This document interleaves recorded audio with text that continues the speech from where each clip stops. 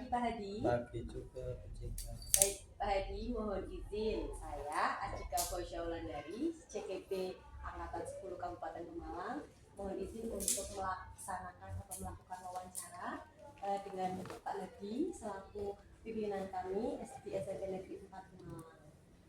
Mohon izin Pak Hadi, keperluan ini digunakan untuk tugas kami pada demonstrasi kontekstual pengambilan keputusan berdasarkan nilai-nilai kebajikan. Nanti saya akan mengajukan beberapa pertanyaan di Pak Nge, bisa dijawab nggih Pak Nge saya. Baik Pak Hadi. Yang pertama Pak, selama ini kan berarti semenjak Bapak menjadi pimpinan kami di SMP Negeri 4 Pemalang, pastinya ada beberapa hal atau beberapa kasus yang berkaitan dengan dilema etika atau rujukan moral nih Pak. Yang ingin saya tanyakan dengan Pak Hadi, bagaimana cara Pak Hadi untuk mengidentifikasi kasus-kasus yang merupakan dilema etika atau rujukan moral Pak Hadi?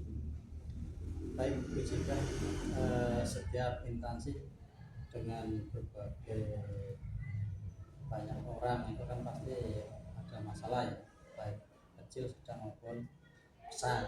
Nah, masalah itu kan harus diselesaikan. Oleh karena itu perlu diidentifikasi masalahnya apa gitu kan. Nah, untuk itu bisa melalui pengamatan. Jadi yang saya lakukan itu melalui pengamatan, itu yang pertama. Jadi kadang saya jalan-jalan keliling itu juga mengamati permasalahan. Jadi yang namanya masalah kan tidak hanya siswa bertengkar, tapi keadaan ya, termasuk misalnya kamar mandi kotor atau rusak. Nah, itu kan masalah juga. Sehingga dengan saya mengamati, saya bisa menemukan permasalahan. Yang kedua, bisa melalui tanya jawab.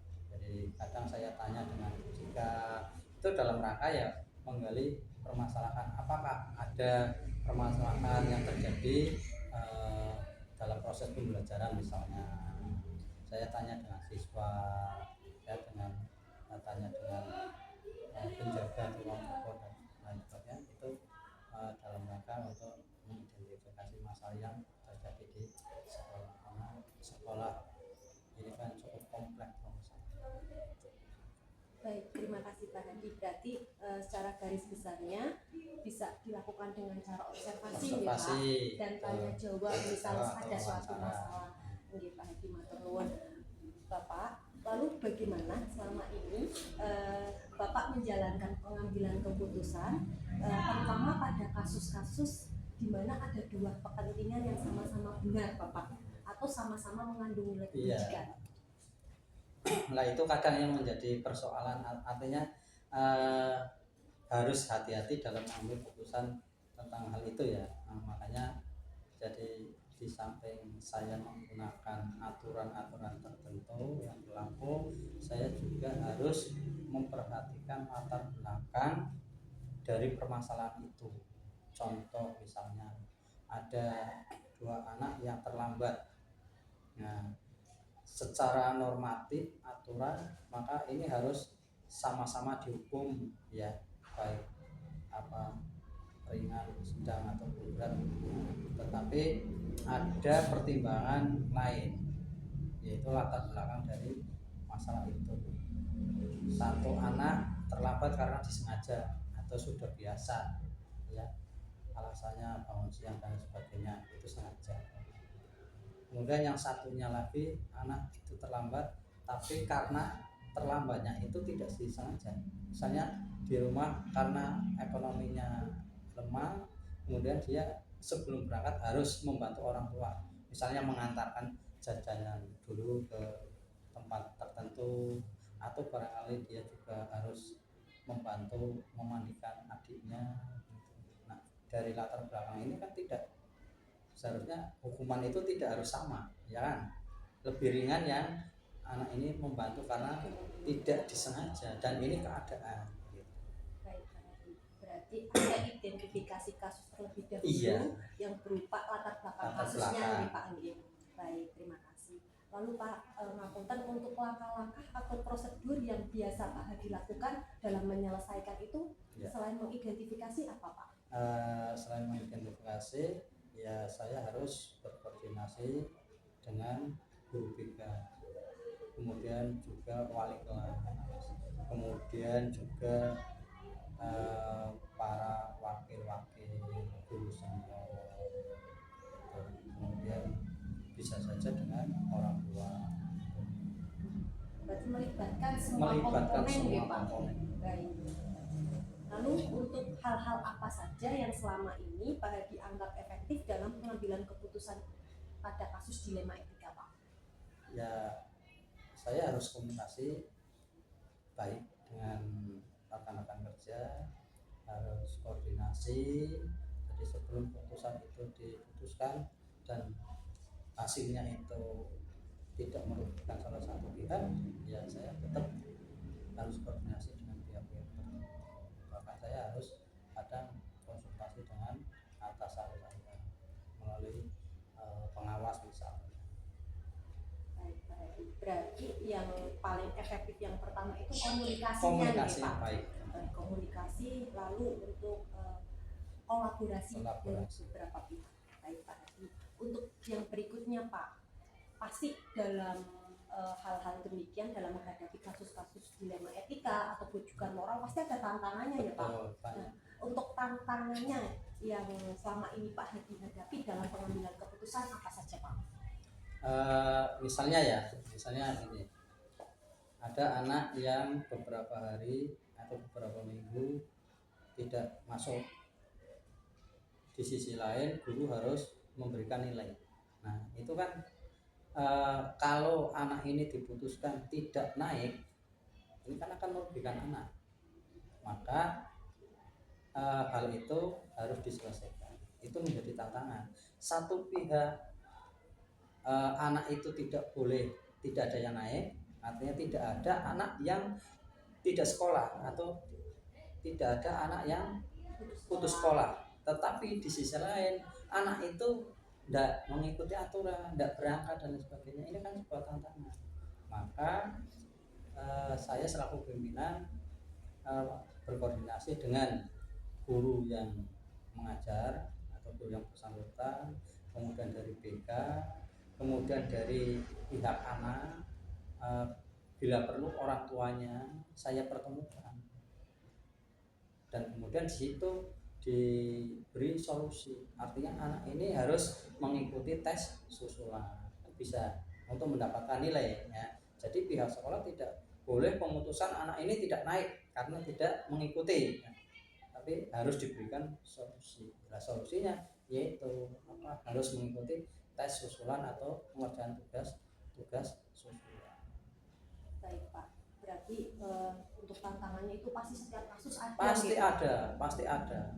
Dan memang yang dicari itu adalah keputusan atau solusi yang terbaik. Untuk mengcover semua atau ini ya Pak ya, untuk bisa ini hambatan-hambatannya. Baik Pak Hadi, terima kasih. Lalu Pak Hadi, ketika ada suatu kasus misalnya dilema etika, apakah ada jadwal tertentu atau kurun waktu tertentu Pak Hadi untuk mengambil keputusan apa? Nanti saya mengambil keputusan 1 bulan lagi, apa 1 minggu lagi, seperti itu Pak Hadi? Jadi jadwal itu sudah saya rencanakan. Artinya sekolahan yang cukup besar pasti kan besar kecilnya ada sebuah masalah ya.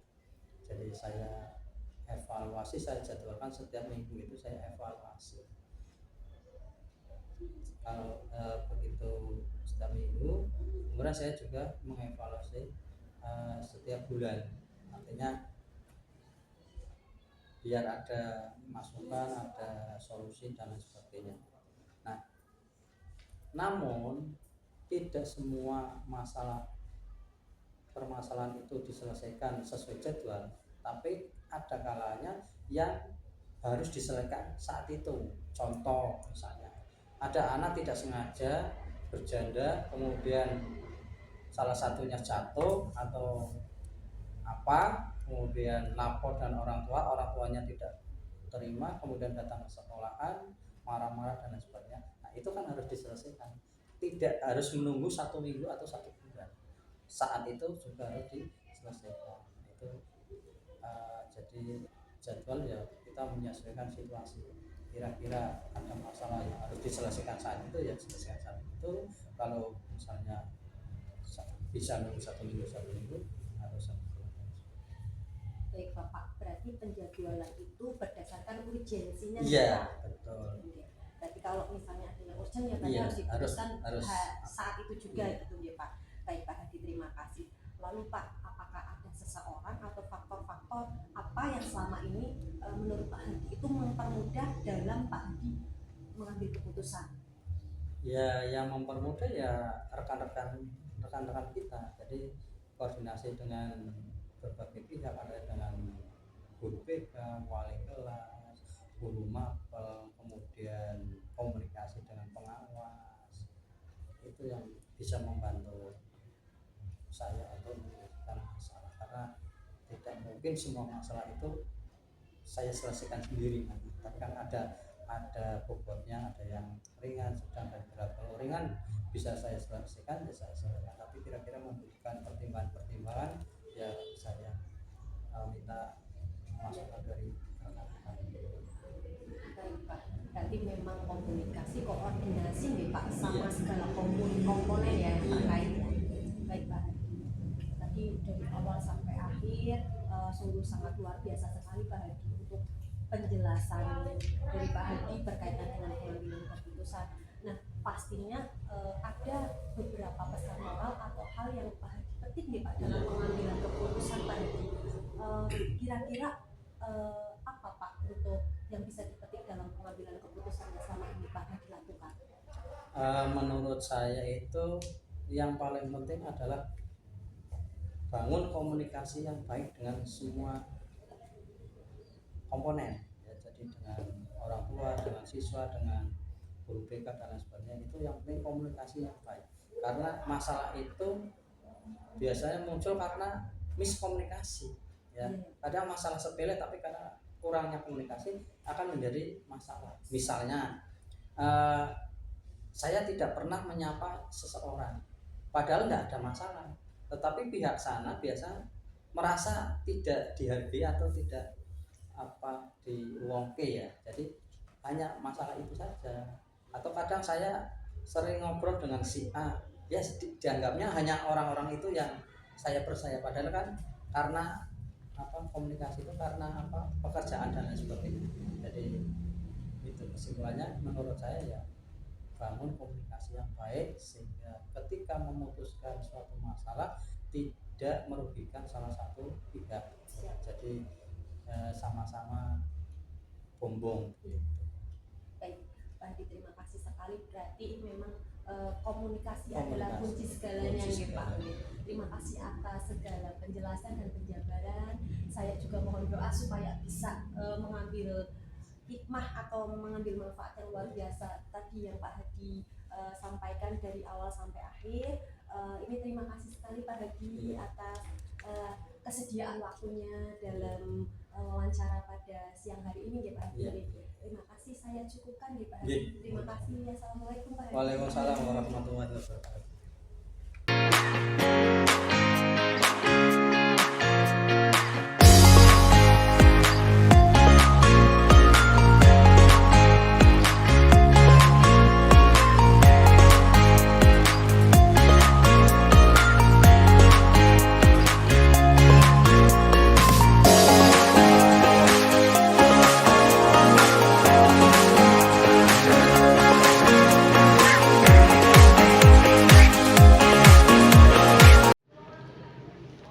Assalamualaikum warahmatullahi wabarakatuh Pak Zam. Waalaikumsalam warahmatullahi wabarakatuh Bu Cika.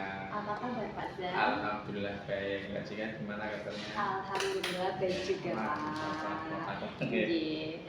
Ngapunten Pak Zam, hari ini mohon izin untuk bisa mewawancarai Pak Zam karena kebetulan saya Cika Fauzia-Wulandari, calon guru penggerak angkatan 10, ada tugas di modul 3.1 berkaitan dengan demonstrasi kontekstual pengambilan keputusan berdasarkan nilai-nilai kebajikan. Iya. Nah, ada beberapa hal yang ingin saya tanyakan di Pak Zam berkaitan dengan dilema etika dan bujukan moral. Iya. Ngaten nggih Pak Zam. Nggih, monggo, Ya. nggih. Baik Pak Zam. Pada saat Pak Zam, ini kan kebetulan Pak Zam ini kan kepala sekolah SMP Negeri 2 Pemalang ya Pak. Nggih. Dalam menjadi pemimpin, selain menjadi pemimpin di sekolah, sebagai pemimpin pembelajaran juga, selama ini bagaimana Pak Zam dapat mengidentifikasi kasus-kasus yang merupakan dilema etika atau bujukan moral yang sering Pak Zam hadapi? Begini Bu, dalam mengidentifikasi kasus-kasus yang merupakan dilema etika atau bujukan moral yang selama ini saya lakukan di SMP Negeri 2 Pemalang, ini saya melihat dari sudut pandang baik moral maupun hukum. Apabila kasus tersebut itu melanggar hukum, maka sudah tentu hal itu adalah benar lawan salah. Kemudian jika masih dikatakan benar lawan benar, masalah tersebut adalah merupakan dilema etika. Tadi yang Panjenengan katakan bahwa kalau bujukan moral itu tadi kan dimana kita dihadapkan pada situasi permasalahan itu adalah benar versus salah. Kemudian kalau dilema etika itu berarti kita dihadapkan pada permasalahan atau situasi jika permasalahan itu adalah benar versus benar. Itu tadi yang saya katakan.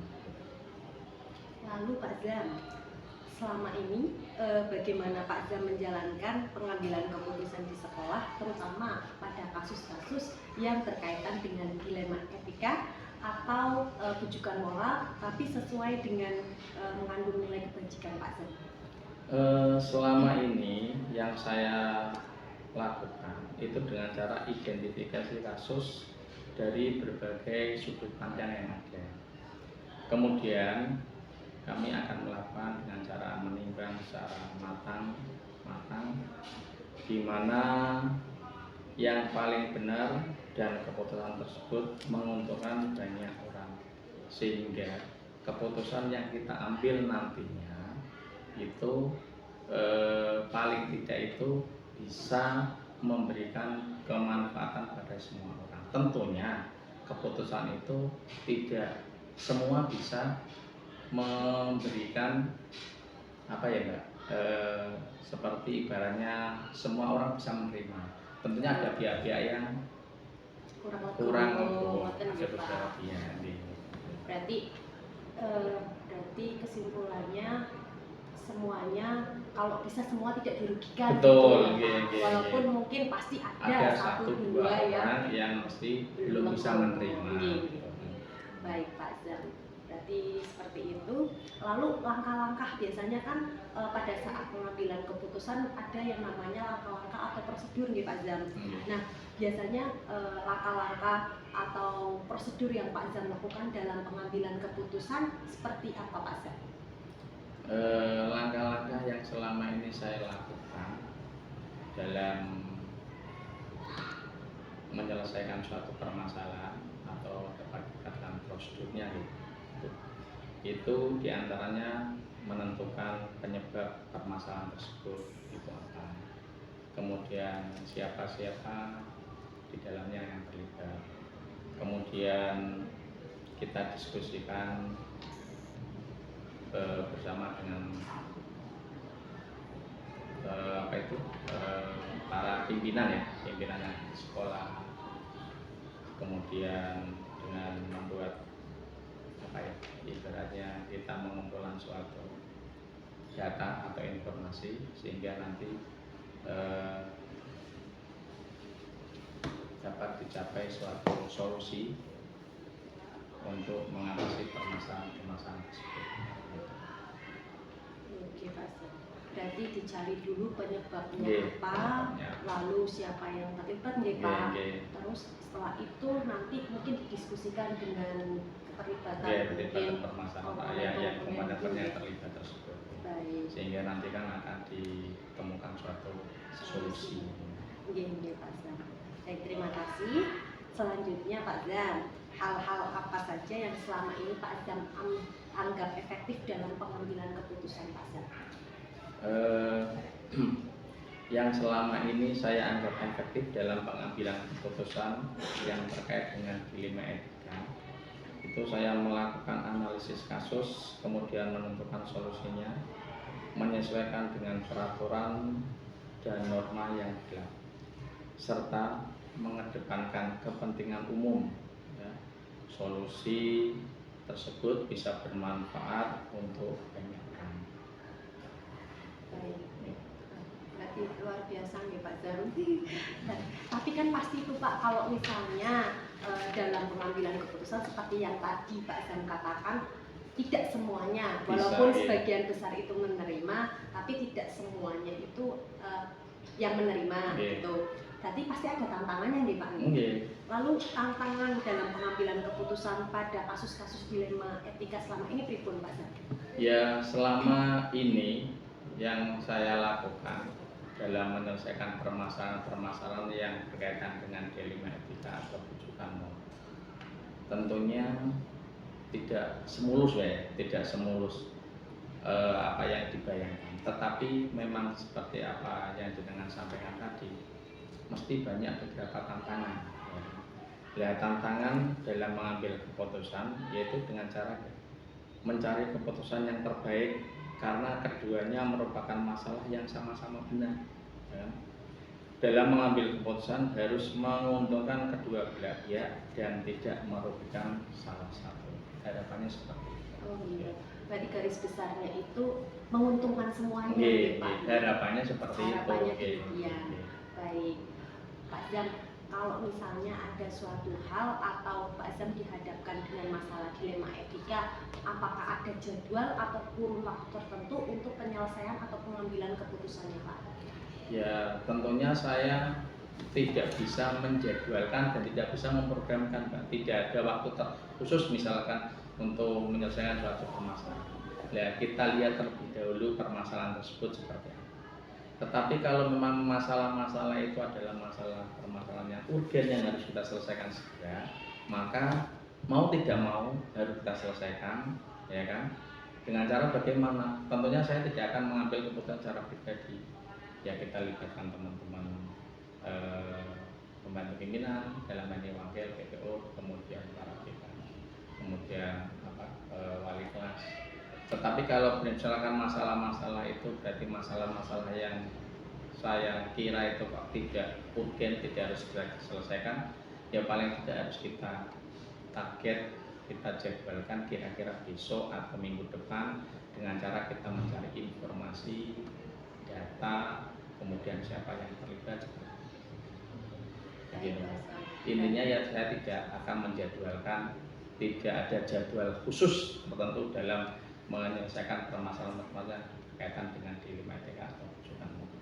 Baik, terima kasih Pak. Berarti tidak ada jadwal kecuali Khusus. urgensi ya Pak, tergantung urgensinya. Okay. Baik Pak, untuk pertanyaan berikutnya tadi mungkin sedikit sudah dijawab, tapi saya ingin menanyakan lagi, sebenarnya itu adakah Pak seseorang atau faktor-faktor yang selama ini mempermudah atau membantu Pak Zam dalam pengambilan keputusan pada kasus-kasus dilema etika yang sering Pak Zam hadapi? Ya, dalam pengambilan keputusan itu saya selalu tidak harus disarahkan pada apa yang saya inginkan, Pak.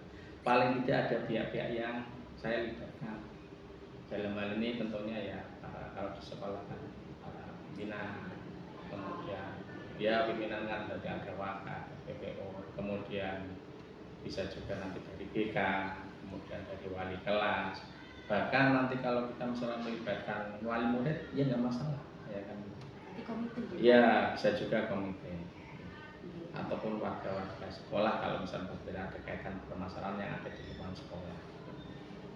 Baik Pak Zam, dari semua hal yang tadi dari awal sampai akhir telah disampaikan oleh Pak Zam, pasti sedikit banyaknya Pak Zam ada pengalaman yang dipetik nih Pak. Lalu pembelajaran apa yang dapat Pak Zam petik dari keputusan dilema etika yang sering Pak Zam hadapi? pembelajaran atau yang dapat saya katakan itu pelajaran yang saya ambil, yang saya petik dari permasalahan yang sudah saya selesaikan berkaitan dengan dilema etika atau kewajiban moral. Ya diantaranya adalah saya lebih bijaksana dalam menganalisis sebuah permasalahan. Ya kan, paling tidak hanya didasarkan dengan pikiran saya, kita analisa terlebih dahulu permasalahan-permasalahan, kemudian kita pertimbangkan, terus kemudian kita libatkan teman-teman, ya kan, yang terkait, sehingga solusinya tepat dan terbaik untuk masalah yang ada itu semua. Gitu. Baik Pak Zam, terima kasih sekali Iya, atas sama-sama. segala jawaban dari Pak Zam. Iya. Insya Allah ini sangat bermanfaat untuk Iya. saya sendiri, untuk kedepannya nih Pak, Iya. untuk belajar mengambil keputusan sebijak Pak Zam dalam memimpin teman-teman di SMP Negeri 2 Pemalang. Sukses selalu untuk Bu Baik, terima kasih Jessica. Pak Zam. Iya. Semoga sukses. Amin. Kedepannya juga lulus Amin.